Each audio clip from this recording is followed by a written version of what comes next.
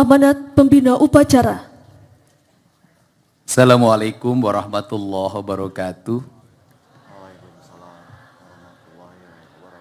Sampurasun.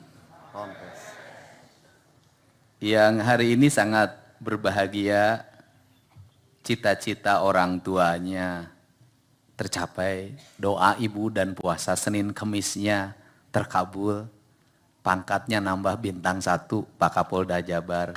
Tepuk tangan.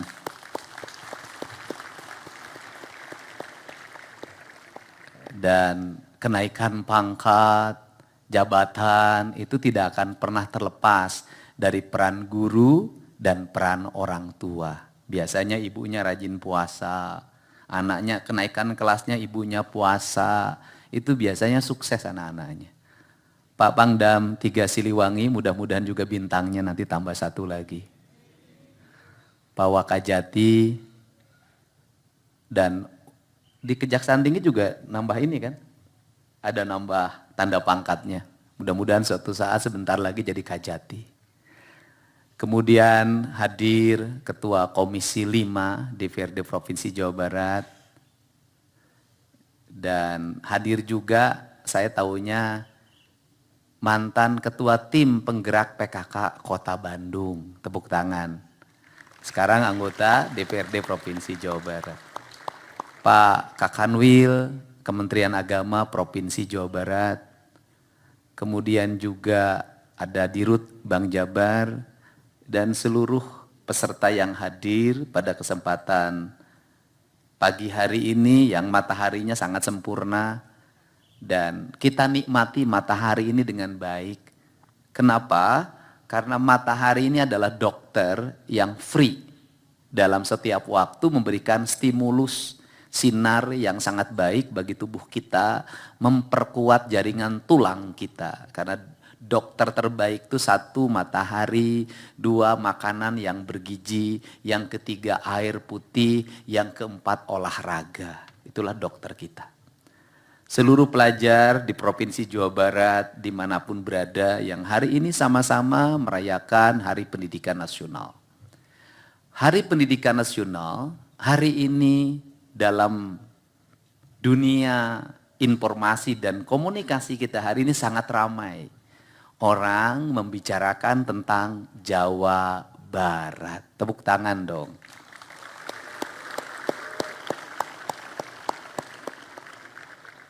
Ada yang tepuk tangan hatinya agak kesel sama gubernur.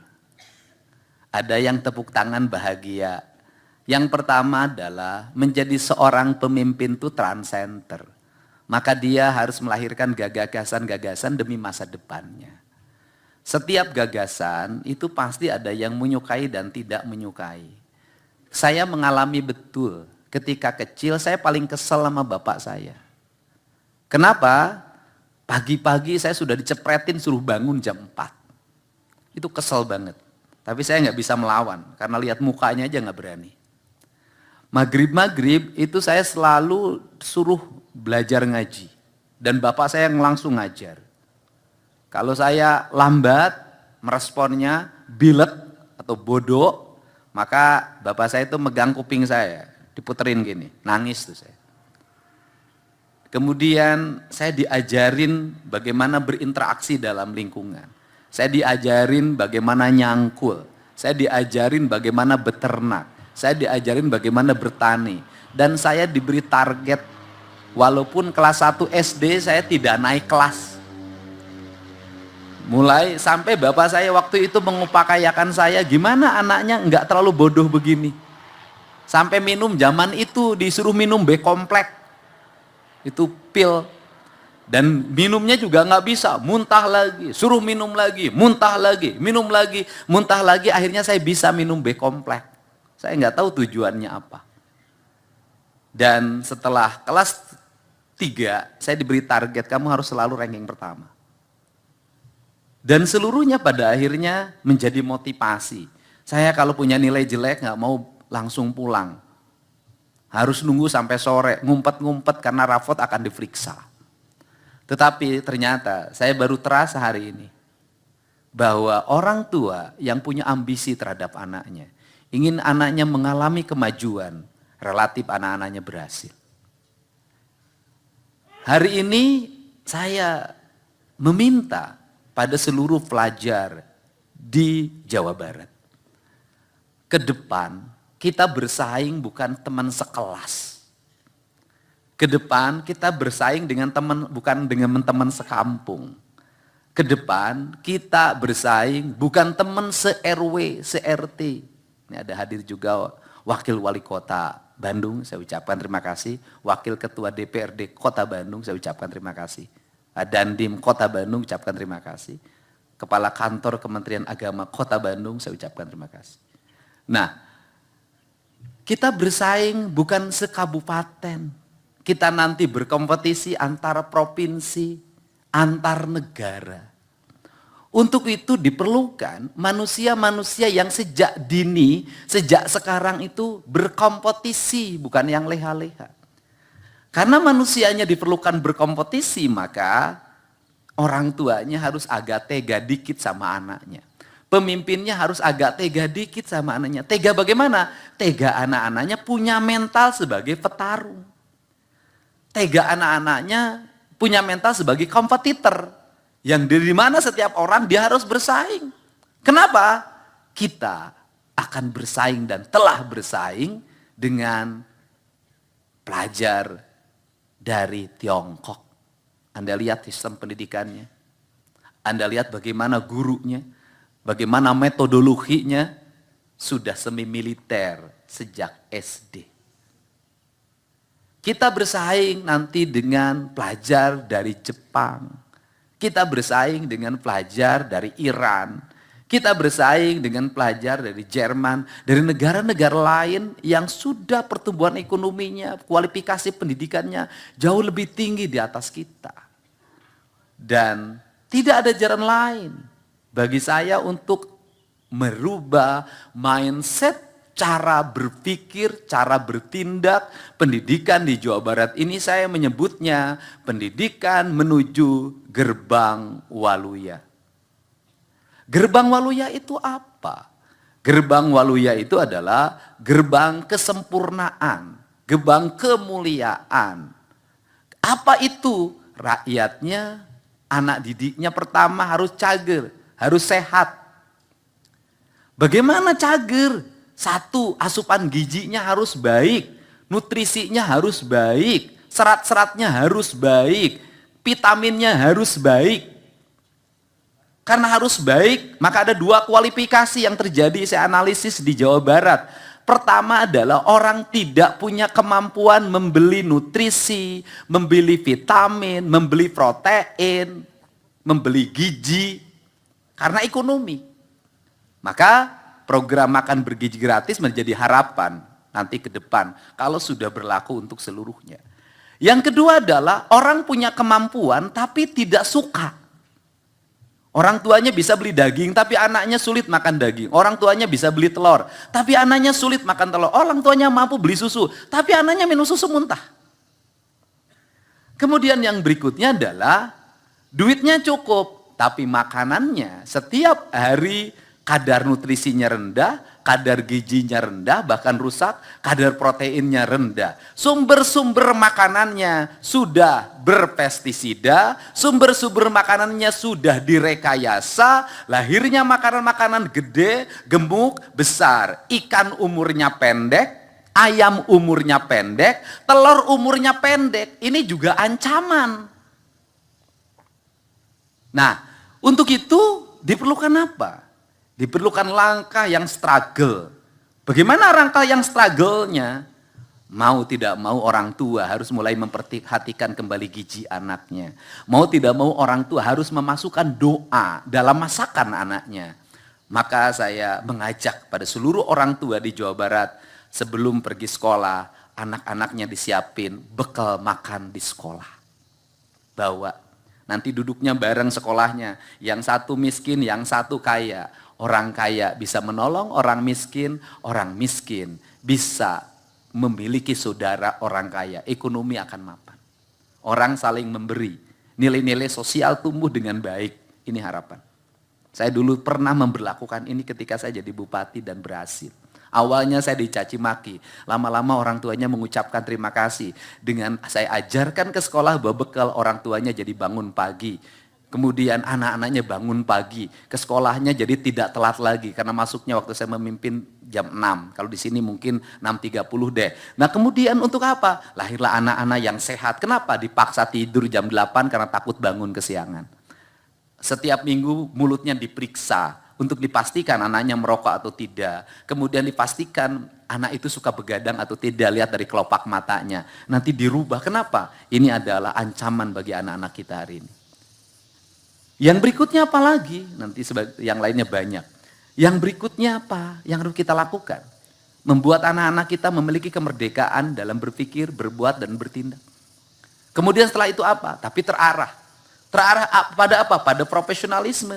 Profesionalisme seperti apa? Mau jadi apa? Mau jadi tentara, polisi, dokter. Maka saya untuk SMP memberikan saran. Kalau di SMA ada jurusan-jurusan. Kalau di SMP itu sudah mulai buka ruang kelas. Kelas ini adalah kelas olahragawan. Anak-anak yang menyukai olahraga. Kelas ini adalah kelas seni. Anak-anak yang menyukai seni. Kelas ini adalah kelas sains. Anak-anak yang senang penelitian. Fisika, kimia, senang biologi. Kelas ini adalah kelas calon tentara, calon polisi, calon IPDN. Terus dibuat kelas itu untuk apa? Anak-anak berkumpul dalam satu habitat kelas. Mereka akan bersaing secara kompetitif. Tapi kalau satu kelas seni disatukan dengan satu kelas olahraga, yang satu pengennya di ruang kelas bikin tulisan, bikin novel, bikin karya-karya sastra, yang satu pengennya lari terus, beda karakter. Ini SMP. Nah, kemudian apa yang dilakukan hari ini? Saya terakhir, terlalu panjang nanti. Yang dilakukan hari ini apa? Adalah bahwa terutama SMP yang sekarang berkembang Pak Kapolda Pangdam, berkelahi itu bukan lagi berkelahi seperti zaman dulu, pukul, jambak, habis itu salaman, bukan. Hari ini sudah mengarah pada kriminal. Saya nggak tahu sudah berapa puluh ibu-ibu datang ke rumah minta dibantu anaknya dirawat di rumah sakit, dibacok pakai celurit oleh temannya. Saya sudah nggak tahu berapa puluh anak-anak yang saya masukin ke pesantren karena pakai lem. Dan yang menarik adalah anak yang suka mencuri. Saya masukin ke pesantren, 3 kali saya masukin kabur. Pesantrennya dipagar, dia lewat jendela, dia lewat genting, loncatin pagar, sudah luar biasa. Digebukin oleh 7 orang di desanya, bertahan. Ini perlu ekstra. Orang tuanya udah nggak sanggup lagi, nangis-nangis di depan saya. Nah, saya boleh cerita. Beberapa hari yang lalu, di Purwakarta, ada 2 orang remaja SMP kelas 2 membunuh kakeknya. Karena dilarang keluar rumah pinjam motor jam 11. Dan ketika ditanya oleh penyidik, apa yang kamu rasakan? Saya bangga telah bisa membunuh. Pertanyaannya adalah, siapa yang bisa menyelesaikan ini? Orang tuanya sudah tidak sanggup. Apakah cukup hanya diamati? Apakah cukup hanya dikomentari? Maka pemimpin harus melakukan langkah-langkah extraordinary bahasanya. Langkah-langkah yang tegas, tepat, terukur. Maka kemarin dimulai anak-anak yang terlibat tawuran, satu teman beda sekolah, mukanya habis dibacokin golok. Saya kirim, bupatinya bergerak, kemudian orang tuanya bikin pernyataan, penandatangan tertulis, pakai materai, menyerahkan sepenuhnya kepada pemerintah untuk dilakukan pendidikan, perubahan sikap. Nanti anak-anaknya tetap di situ, disiplinnya dibangun, tidurnya jam 8, bangunnya jam 4, pagi-pagi harus ngeberesin tempat tidurnya, ngeberesin toiletnya, salat subuh bagi yang muslim, olahraga, sarapan pagi, masuk ruang kelas pembelajaran nanti di situ, nanti guru datang ke situ, kemudian nanti sampai jam 12 atau jam 1 mereka kembali istirahat, nanti mereka belajar bertani, berkebun, elektro, otomotif. Ini penting untuk masa depan. Nanti saya link and match dengan dunia industrinya, sehingga kita punya pasokan calon-calon pemimpin masa depan. Tidak semua orang yang nakal ketika remaja gagal di masa depan, asal mau melakukan perubahan. Ini frame, ini arah. Kenapa? Bagi mereka yang rajin memberikan komentar, coba nanti keliling kota Bandung jam 12 malam naik motor sendiri deh. Nanti keliling deh tuh di Tasik jam 12 malam naik motor. Nanti keliling deh di Cirebon jam 12 naik motor. Keliling di Depok jam 12 naik motor. Keliling di Bogor, ayo di Kerawang cobaan. Kalau berani. Kenapa? Sudah serem. Nah, dengan kerangka dasar ini hari ini apa? Tumbuh spirit dukungan publik yang sangat luar biasa. Dan hari ini sudah banyak berkomentar, Pak Pangdam, Pak Kapolda. Apa keinginan mereka? Pak, boleh nggak anak saya walaupun nakalnya baru dikit dititipin untuk dididik biar bangunnya agak pagi. Tadi pagi orang Jawa Timur sampai berkomentar, pagi ini anak saya biasanya malas bangun. Saya liatin video ini, sekarang sudah mulai rajin, pagi-pagi udah bangun karena takut didaftarin ke Jawa Barat padahal dari Jawa Timur. Indonesia terus-terusan dengan pola-pola pendekatan yang hanya bicara tidak akan selesai. Harus ada tindakan yang nyata. Untuk itu kita berharap pendidikan, pola pendidikan Pancawalo ini cager, bager, bener, pinter, singer. Nah yang terakhir singer deh. Singer itu apa? Singer itu tanginas. Tanginas itu apa? Tanginas itu dia lebih dulu melakukan apapun dibanding orang lain. Orang lain belum bangun, dia sudah bangun. Orang lain belum mandi, dia sudah mandi. Orang lain belum lari, dia sudah lari. Mohon maaf, saya ngomong ilmiah. Dari sisi jam, kita ini nggak tanginas, ketinggalan. Kenapa? Waktu Indonesia Barat, Jakarta pakai. Jadi kalau ngomong bursa saham kita ini ketinggalan 1 jam, 2 jam, 3 jam dibanding negara lain. Kita lebih belakangan. Kenapa? Karena jam kita ini lebih belakangan dibanding jamnya orang lain yang di timur. Nah untuk itu prinsip dasar, jangan pernah bangun keduluan dengan ayam berkokok. Itu ada cerita Sangkuriang. Cerita Sangkuriang itu sebenarnya cerita pembelajaran agar orang Jawa Barat tidak boleh kesiangan. Kalau kita kesiangan, maka beberapa hal akan tertinggal dalam hidup kita. Untuk itu saya ucapkan terima kasih. Kita ingin tertib, kita ingin anak-anak di Jawa Barat kakinya sehat, jantungnya sehat, makanannya sehat, udaranya sehat, karena saya akan terus melakukan langkah membenahi lingkungan. Pola pendidikannya sehat, tidak terlalu banyak pungutan, bahkan bebas pungutan, anak-anaknya merdeka, guru-gurunya merdeka. Tetapi dia punya visi dan arah yang jelas. Bukan kemerdekaan yang tidak jelas arahnya. Untuk itu saya ucapkan terima kasih.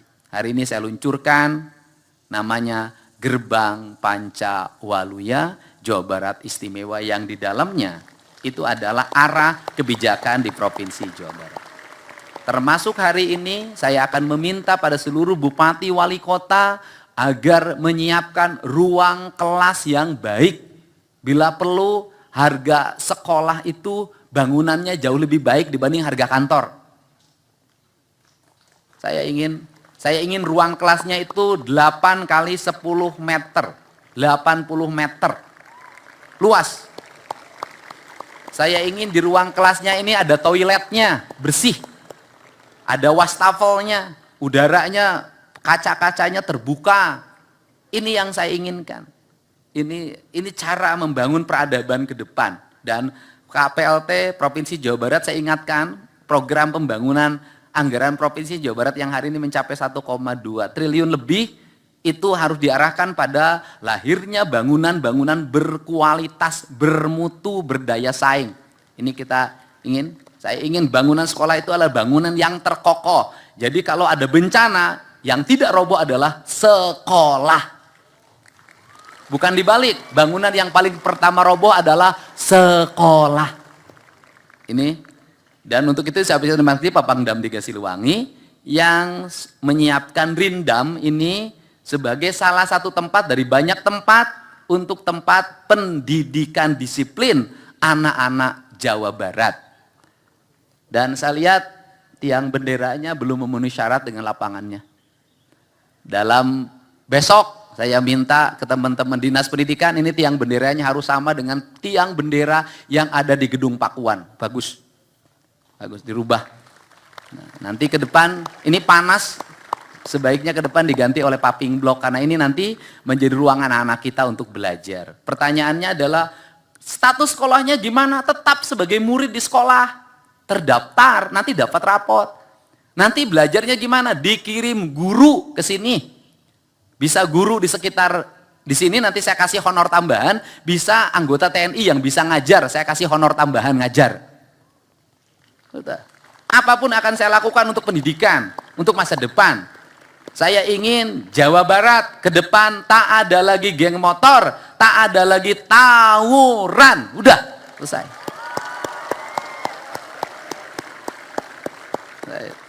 Dan saya ingin ke depan anak-anak Jawa Barat punya tabungan, punya investasi, punya masa depan. Bukan orang tuanya, mungkin bukan yang di sini, setiap kenaikan kelas, setiap kelulusan, selalu pinjem Bank Emok, Bank Keliling, NBK, Bank Pancasila, pinjol. Dan Jawa Barat adalah ranking pertama peminjam pinjol. Harus diturunkan oleh gubernurnya. Mau dibagi duit? Enggak. Pengeluaran orang tuanya harus ditekan. Kalau negara bisa mensubsidi, ngapain? Orang tua harus memberikan iuran. Dan sekolah yang mahal, kalau pemerintah memberikan dana BOS, itu nggak ada artinya dibanding konsumtifnya siswa. Pemerintah memberikan dana BOS, siswa uang jajannya 20.000, 30.000, 40.000, 50.000. Itu siswa. Itu. Jadi uang subsidi pemerintah nggak ada arti. Jadi yang mahal di sekolah bukan biaya sekolah. Yang mahal di sekolah adalah biaya jajan. Bener nggak? Bener nggak? Cuman bedanya kalau uang jajan orang tuanya tidak ngomel-ngomel. Tapi kalau sekolah minta sumbangan 200.000 pasti diposting di media sosial. Itu bedanya. Nah untuk itu saya ucapkan terima kasih. Semangat anak-anak Jawa Barat. Mudah-mudahan sehat. Kemudian cerdas. Kalau sudah sehat dan cerdas, pasti menjadi anak-anak yang hebat. Terima kasih, salam untuk semuanya, sehat selalu. Dan mudah-mudahan hari ini menjadi hari bahagia. Ini komandan upacaranya, statusnya pelajar. Siap, pelajar. Di mana? Siap, SMK Negeri 5 Bandung. SMK Negeri 5 Bandung. Kamu hebat banget ya. Mau jadi tentara? Siap, insya Allah. Allah. Saya kasih 1 juta. Ya. Siap, terima kasih Gubernur. Dalam bentuk tabungan, ya kan, nggak tunai. Pokoknya seluruh petugas hari ini semuanya saya kasih 1 juta, 1 juta, 1 juta. Grup musik saya kasih 5 juta. Terima kasih. Siap, siap. Yang upacara dikasih uang sakunya oleh orang tuanya masing-masing. Oh iya. Nah, itu tadi para penerima penghargaan, tadi semuanya nanti disiapin 5 juta rupiah per penerima penghargaan. Ya. Semangat? Siap?